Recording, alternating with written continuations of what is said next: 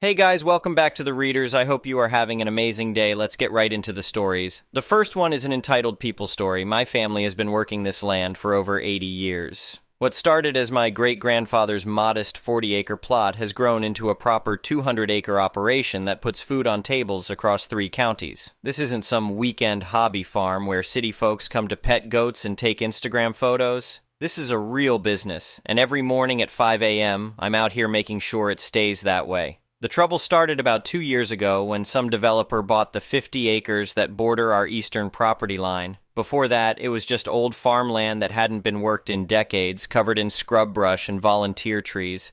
The previous owner was an elderly widow who lived in town and never bothered anyone. When she passed, her kids sold to the highest bidder without caring what would happen next. The developer called the new place something pretentious, but I just think of it as the housing development. They marketed it as luxury, living in a rural setting, which should have been my first red flag. These weren't folks looking to embrace country life. They wanted the Instagram aesthetic of rural living without any of the actual rural parts. The layout of their development created what would become our main problem. The official entrance they built winds around through the property for almost a mile before connecting to the main highway. It's a nice enough road, properly paved and everything, but it takes about 10 minutes to drive from the back lots to the main road. Meanwhile, the back edge of their development sits right up against our property line, separated by nothing but the old barbed wire fence and stone markers that have been there since before I was born. From those back lots, if you could somehow cut straight across our land, you'd hit the highway in less than a minute. It would shave almost 9 minutes off their daily commute. I know this because I've driven that route myself 1,000 times on the narrow service path we use to move equipment between fields. The warning signs were there early. About 6 months after the first families moved in, I started getting letters from their homeowners association. They were always polite on the surface, but the underlying message was clear. They thought our farm was a nuisance that needed to be managed. The first letter complained about the smell of manure during spreading season. They called it unfitting for a luxury community and suggested we consider switching to more modern, odorless fertilizing methods. I had a good laugh over that one. Modern, odorless fertilizer that costs 3 times as much and doesn't work half as well. Sure thing. The second letter took issue with my work schedule. Apparently, starting my tractor at 5 in the morning was disturbing their peaceful rural mornings. They wanted me to wait until 8 a.m. to begin field work. I wrote back explaining that farming doesn't work on suburban schedules and that 5 a.m. starts are actually late by most agricultural standards. That seemed to quiet them down for a while. The third letter was about our hay bales. Some residents had complained that the large round bales we store near the fence line were unsightly and blocked their view of the natural landscape from their nature trails. They offered to pay for us to build a storage barn in a more suitable location if we would move our hay. I didn't bother responding to that one. Looking back, I should have seen these letters as them testing boundaries, seeing how far they could push before I pushed back. But at the time, they seemed like minor annoyances from people who didn't understand how real farms work. I figured they'd either adapt or move somewhere more suited to their tastes. I was wrong. The morning everything changed started like any other. I was moving between fields with my big tractor, a diesel beast that's been in the family almost as long as the land itself. I had the heavy cultivator attached, which meant I was running slow and careful. The whole rig probably weighed close to 15 tons, and stopping quickly isn't something you do without good reason. I was using our old service path, a narrow track that runs parallel to the development's back fence. It's barely 10 feet wide and has been there for decades, worn down by generations of farm equipment moving between our fields. The path runs along a slight ridge, so you can't see what's ahead until you crest the small hill. As I came over that rise, I nearly jumped out of my skin. A white luxury SUV was sitting right in the middle of my path, horn blaring and lights flashing. I slammed on the brakes, which in a tractor that size means throwing your whole body weight onto the brake pedal and hoping physics cooperates. The cultivator blades dug deep furrows into the dirt as we skidded to a stop. Before I could even shut off the engine, a woman got out of the SUV. She was wearing the kind of athletic wear that costs more than most people's monthly grocery budget, and she was clearly furious. She started yelling before she even reached my tractor. She told me I was hogging the road and that some people had places to be. She demanded I move my equipment so she could get to her exercise class. The whole time, she's gesturing around like she owns the place. That's when I noticed what had happened to my path. What used to be a narrow farm track was now a wide, graded road covered in fresh gravel. It had to be at least 25 feet wide. The old barbed wire fence was completely gone, just rolled over and buried. They had bulldozed straight through our property line. I climbed down from the tractor cab and tried to explain that this was my private farm path on my own land. The woman just laughed and told me I was being ridiculous. She said the developer had told all the residents this was a community easement for their use. She got back in her car and sat there, clearly expecting me to move. I didn't move. Instead, I called the sheriff. The deputy who showed up wasn't particularly helpful. He looked around at the nice, wide gravel road and listened to the woman explain how this was clearly a public access route. When I tried to show him where our property line was supposed to be, he just shrugged and said it looked like a civil matter to him. He suggested I check with the county records office to make sure I knew where my boundaries actually were. That evening, I drove over to the development's clubhouse. The homeowners association was having their monthly board meeting, and I figured it was time to get this sorted out directly. The clubhouse was exactly what you'd expect. All glass and steel and expensive furniture that looked like it belonged in a magazine. The board was sitting around a conference table that probably cost more than my truck, led by the same woman from that morning. When I explained the situation, they were dismissive in that polite way that's somehow more insulting than outright rudeness. The woman, who I learned was the HOA president, told me they were sorry for the misunderstanding, but their developer had assured them this was a historical access path. They had simply improved it for everyone's safety. One of the other board members, a guy in an expensive suit who looked like he'd never done a day of manual labor in his life, added that I should be thanking them for the improvements. He said the old fence was falling apart anyway, and now I had a nice road I could use too, but it was the last comment that really got my attention. The woman said I couldn't prove where my property line actually was since that old fence was so deteriorated. The whole board nodded along like this was settled fact. They thought they held all the cards. They figured I was just some farmer who wouldn't know how to fight back against their lawyer and their money. They had no idea what they'd just walked into. I went home and made 2 phone calls. The first was to a lawyer I'd heard about through farming circles. He was an older guy who specialized in property disputes and had a reputation for not backing down from anyone. When I explained the situation, he got very quiet for a moment.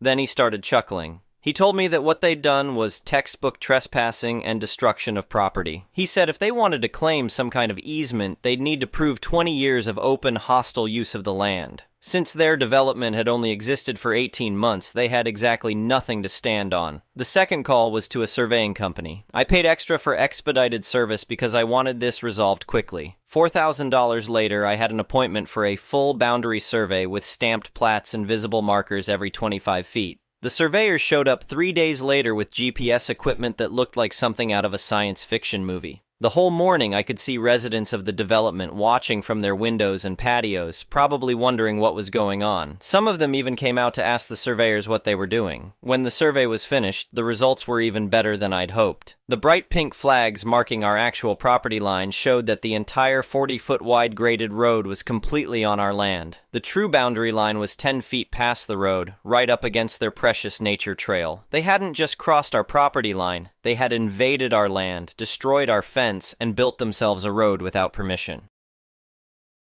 My lawyer sent out certified letters that same day. The HOA board got a cease and desist demand along with a notice that we were seeking $50,000 in damages for land restoration and timber removal. Every single homeowner in the development got a formal trespass notice informing them that any use of the road would result in prosecution. The HOA's response came back within a week. Their lawyer, some big city firm with a fancy letterhead, claimed our survey was disputed and that they intended to continue using the access point under a prescriptive easement claim while the matter was litigated. They were calling my bluff, assuming I couldn't afford a long court fight. That's when my lawyer really started enjoying himself. He explained to me that a prescriptive easement requires 20 years of hostile open use. They'd been there less than 2 years. Their legal position was about as solid as wet tissue paper, but he also told me something interesting. As the legal owner of the property, I had every right to secure my land against trespassers, and if I chose to do that, there wasn't much anyone could do to stop me. So I secured it. I didn't mess around with boulders or simple gates. If I was going to do this, I was going to do it right. I hired a commercial fencing company that usually works on industrial sites.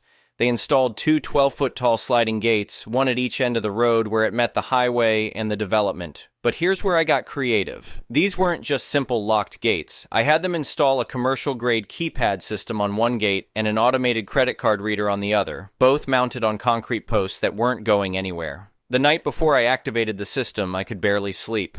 I kept thinking about how quiet it was going to get around here once I locked those gates. Monday morning at 7 a.m., I was sitting on my front porch with my coffee when the symphony began. Car horns, lots of them, all coming from the direction of the development. It sounded like a traffic jam at rush hour, which I guess it was.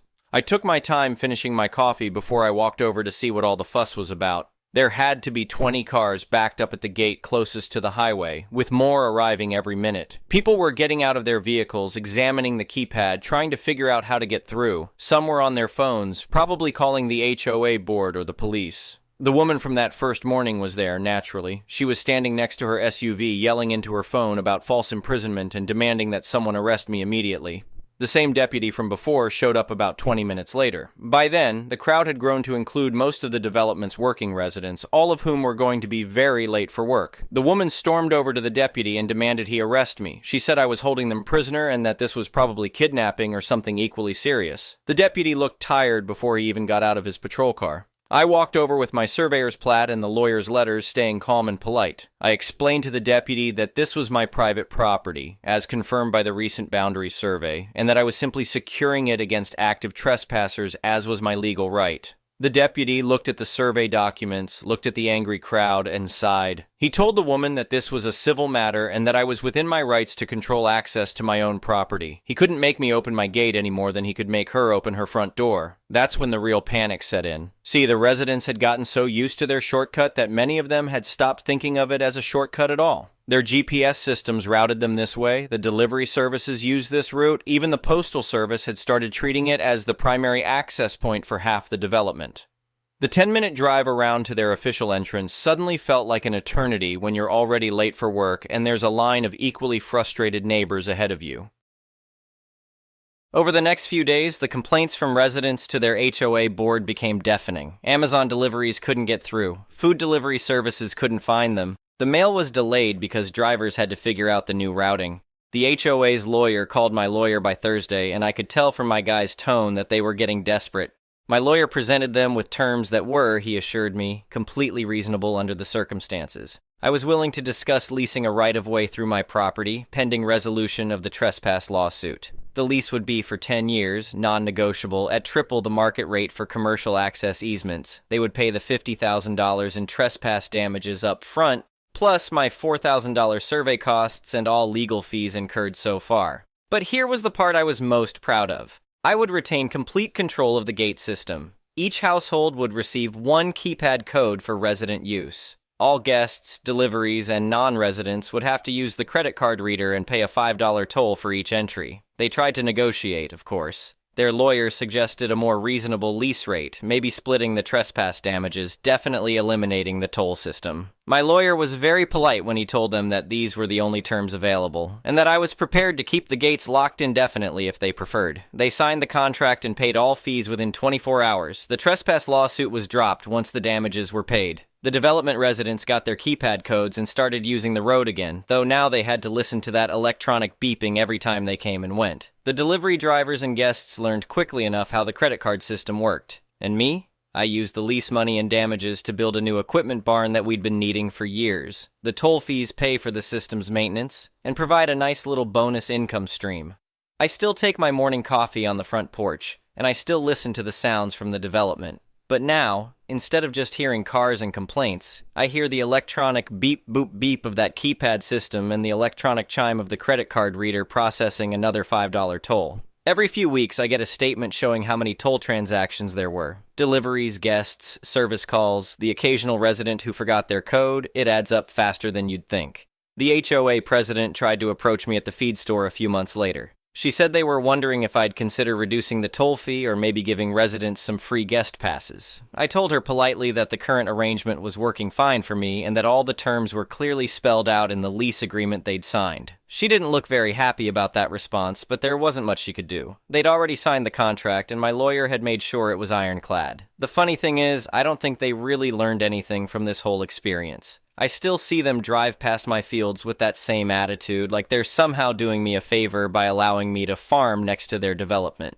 The difference is, now they're paying me for the privilege of crossing my land. I've had other farmers ask me about the details of what I did, especially the gate system and the toll setup. Word gets around in farming communities when someone finds a creative way to deal with difficult neighbors. Most of them are dealing with similar issues as development spreads further into agricultural areas.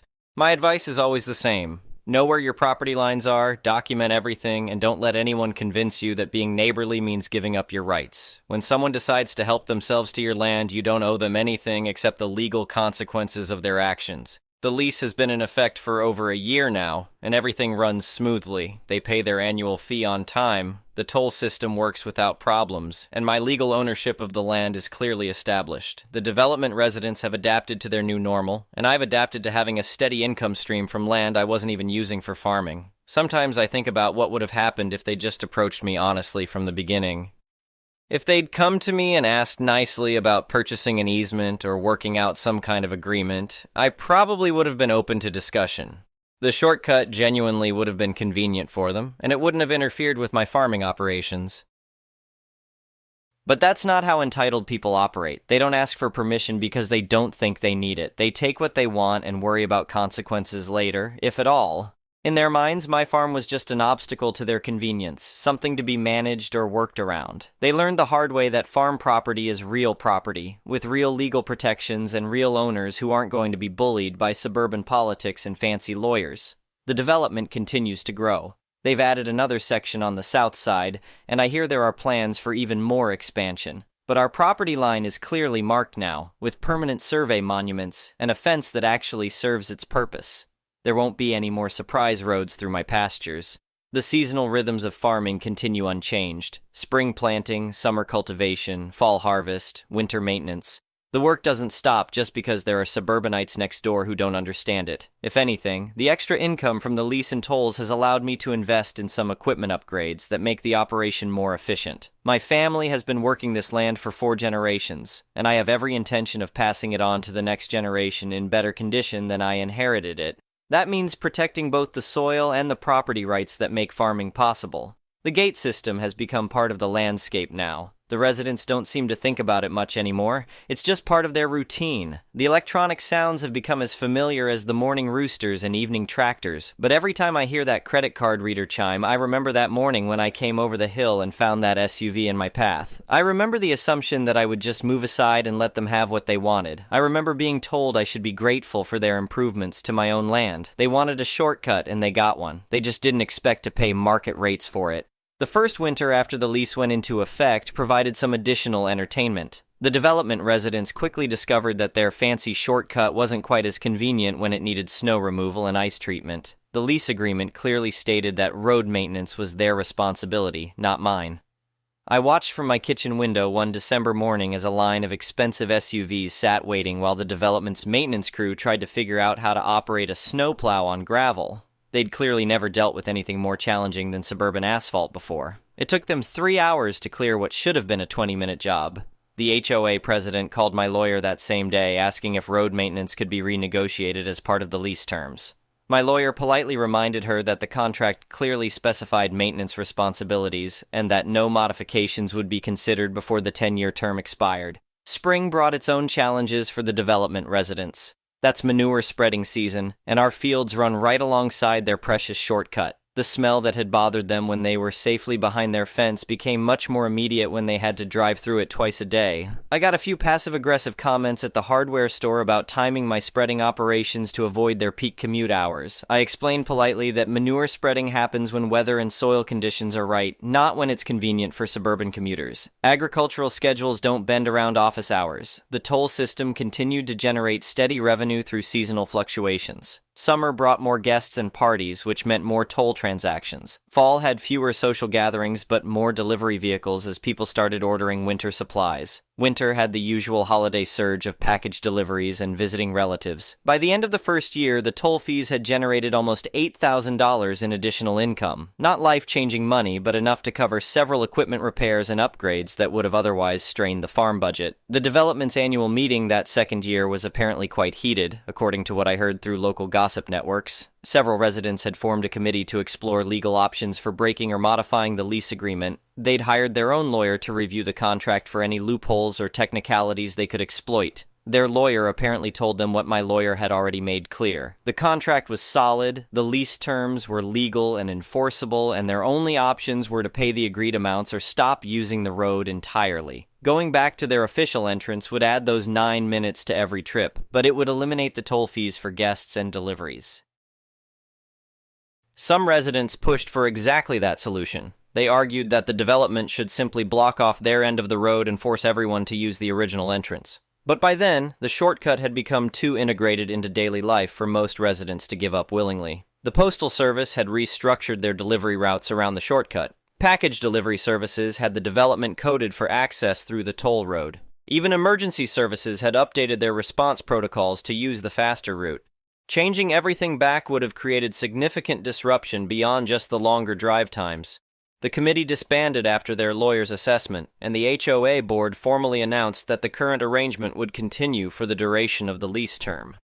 That announcement prompted the first and only time someone tried to circumvent the gate system. A resident's teenager, apparently frustrated by having to pay the toll fee for his friends to visit, tried to prop open the automated gate one Friday evening. He managed to jam the sensor system, which triggered the security alert I'd programmed into the system. I received an automated text message at 11 p.m. telling me the gate had been forced open and remained unsecured. I drove over to find 3 cars full of teenagers parked just inside the gate, with lawn chairs set up like they were planning to have a party right there on the road. I called the sheriff's non-emergency line and waited in my truck until the deputy arrived. The same deputy who'd responded to the original incident, actually. He seemed to find the whole situation more amusing than annoying. The teenagers tried to argue that they weren't technically trespassing because they were guests of development residents. The deputy explained that being invited to the development didn't give them permission to damage my property or bypass my access controls. No charges were filed, but the kids had to pay for emergency repairs to the gate system. The parents were not pleased about the after-hours service call fees, and I suspect that particular teenager faced some additional consequences at home. After that incident, I added security cameras to both gates. Not because I was worried about more sabotage, but because insurance companies like documentation of security measures when expensive equipment is involved. The cameras also provided useful data about traffic patterns and system usage. The second year brought some interesting developments in the wider community. 3 other farmers in the county were dealing with similar boundary disputes as development pressure increased. Word had gotten around about my situation, and I found myself giving advice on property surveys, legal resources, and protective measures. One farmer about 10 miles south was facing pressure from a new subdivision that wanted him to relocate his pig operation because it was affecting their property values. Another was dealing with complaints about early morning hay cutting disturbing suburban sleep schedules. A third had residents trying to use his farm roads as walking trails without permission. I shared my lawyer's contact information and emphasized the importance of getting proper boundary surveys done before problems escalated. Prevention is always cheaper than litigation, and clear documentation prevents a lot of arguments before they start. The County Planning Commission started receiving more complaints about agricultural operations interfering with residential development, which prompted them to invite several farmers to a public hearing about land use policies. I testified about the importance of protecting existing agricultural operations from suburban encroachment. The Planning Commission ultimately updated their development approval process to require better buffering between residential and agricultural zones and to include clear disclosure to potential residents about nearby farming operations. It won't solve all the problems, but it should reduce some of the conflicts we've been seeing. My situation has apparently become something of a cautionary tale in development circles. I've heard from my lawyer that other HOA attorneys have started including specific property boundary verification requirements in their standard contracts. Nobody wants to repeat the expensive mistake my neighbors made. The development's property values have remained stable despite the ongoing lease payments and toll fees. If anything, having a clear legal resolution to the boundary dispute may have helped maintain values by eliminating uncertainty about property rights and access issues. The third year of the lease brought a new challenge when the development decided to expand their nature trail system. Their landscape architect approached me about purchasing a small easement that would allow the trail to loop around behind the development instead of ending at our property line. This time, they came with a proper survey, a reasonable offer, and a professional attitude. We negotiated a limited-use easement for pedestrian traffic only, with clear restrictions about hours of use and maintenance responsibilities. The price was fair, the terms were clear, and both parties understood exactly what they were agreeing to. It was refreshing to deal with them as neighbors instead of adversaries.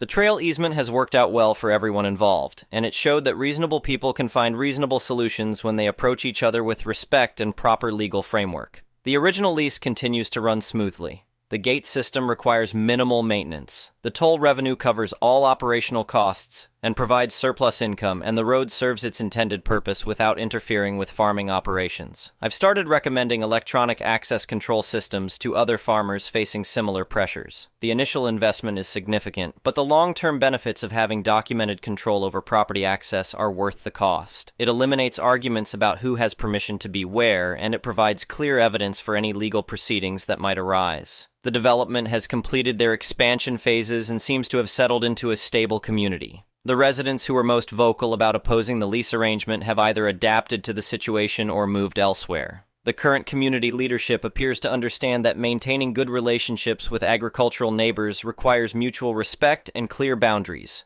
Looking ahead, I expect the lease arrangement to continue for the full 10-year term. The development residents have invested too much in making the shortcut work to abandon it now, and the revenue stream has become a valuable part of our farm's financial planning. When the lease comes up for renewal in 7 years, we'll reassess the terms based on current market conditions and usage patterns. The toll system data will provide excellent documentation of actual usage levels, which will support whatever rate negotiations occur.